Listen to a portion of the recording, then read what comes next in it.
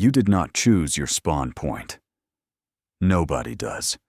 You opened your eyes for the first time in a hospital, a hut, a car, a war zone, or a penthouse.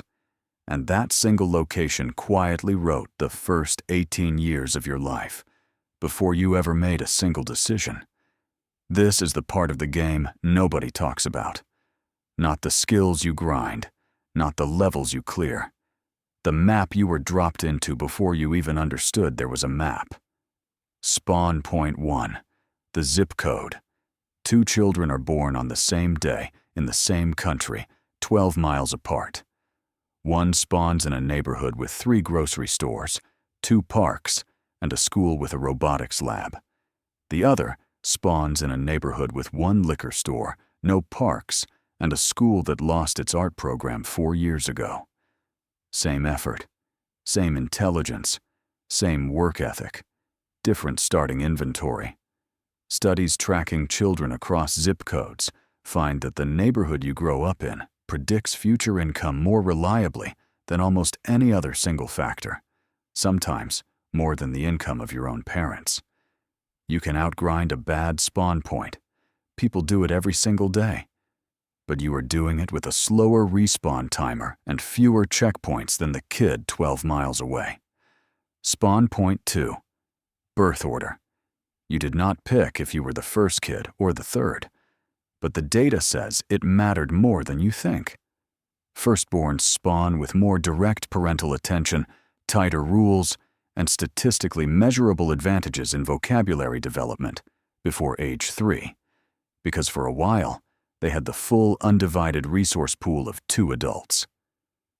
Later-born kids spawn into a world already split between siblings, less individual attention, more negotiation skills out of necessity, more creativity because rules already exist and have to be worked around instead of written from scratch. Neither spawn is better, but they are different starting builds with different default stats. The firstborn often spawns with conscientiousness and structure. The youngest often spawns with charm and risk tolerance. You can tell which one a person is within 5 minutes of meeting them. Spawn point 3, native language complexity. This one sounds absurd until you see the data.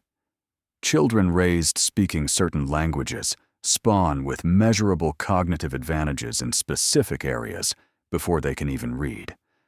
Bilingual households produce children who outperform monolingual peers on tasks requiring mental flexibility and switching between rules, because their brain has been doing exactly that since birth. Languages with complex grammatical gender or tonal systems appear to sharpen specific types of pattern recognition simply through years of unconscious daily processing. You did not choose the language spoken in your house, but it shaped which neural pathways got reinforced thousands of times a day before your 5th birthday. That is not nurture in the way people usually mean it. That is hardware formation. Spawn point 4, parental mental health. This is the spawn point nobody wants to talk about, and it might be the heaviest one on this list. A child raised by a parent with untreated anxiety or depression spawns into an environment where emotional regulation has to be self-taught, often improperly, often too early.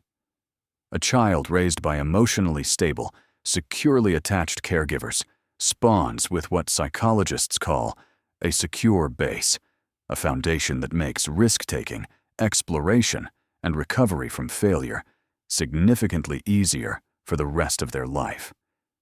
This is not about blame. Most parents are doing the best they can with the resources and the mental health support available to them at the time. But the spawn point is real. Some people enter adulthood with a nervous system that already knows how to calm itself down. Others enter adulthood having to build that skill from zero, usually the hard way, usually much later than they wanted to. Spawn point 5, historical timing. You did not choose the decade you were born into, and this spawn point is bigger than people realize. Someone who graduated college into a recession enters the job market with permanently lower lifetime earnings on average, compared to someone who graduated 2 years earlier or later into a stronger economy. The damage from a bad graduation year follows people for over a decade, even after the economy recovers, because the first job out of the gate sets a baseline that compounds. Someone born just early enough to have lived through a major technological shift as a teenager instead of an adult often becomes fluent in it.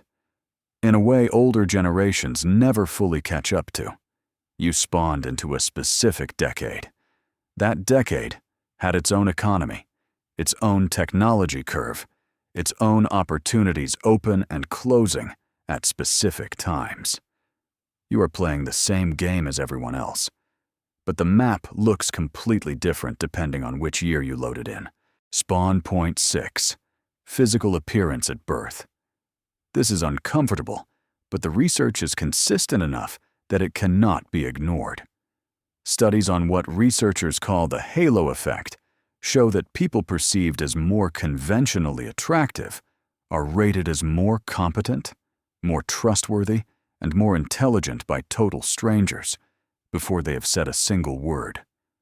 Taller individuals are statistically overrepresented in leadership and executive positions compared to their share of the general population. None of this reflects actual ability. It reflects how quickly other humans extend trust and opportunity based on a snap judgment that happens in under 1 second. You did not choose your height or your bone structure, but you spawned with a default settings file that other people read instantly and react to, often without realizing they are doing it. Spawnpoint 7. The adult who believed in you. This is the one spawn point that can override almost everything else on this list. Across nearly every study on childhood resilience, kids who overcame brutal odds, poverty, instability, violence, neglect, share one thing in common more often than any other single factor: at least one adult who consistently believed in them. Not a perfect home, not money, not a great zip code. One adult, sometimes a parent, sometimes a teacher, sometimes a coach, sometimes a stranger who showed up at the right moment, who treated that child like they mattered and like their future was worth investing in. This spawn point is not guaranteed by money or geography. It shows up randomly, in the worst conditions and the best ones. And the kids who get it carry it like armor for the rest of their lives. You cannot go back and choose to have had that adult, but you can become that adult for someone else. That is the only spawn point on this entire list that you get to hand out yourself.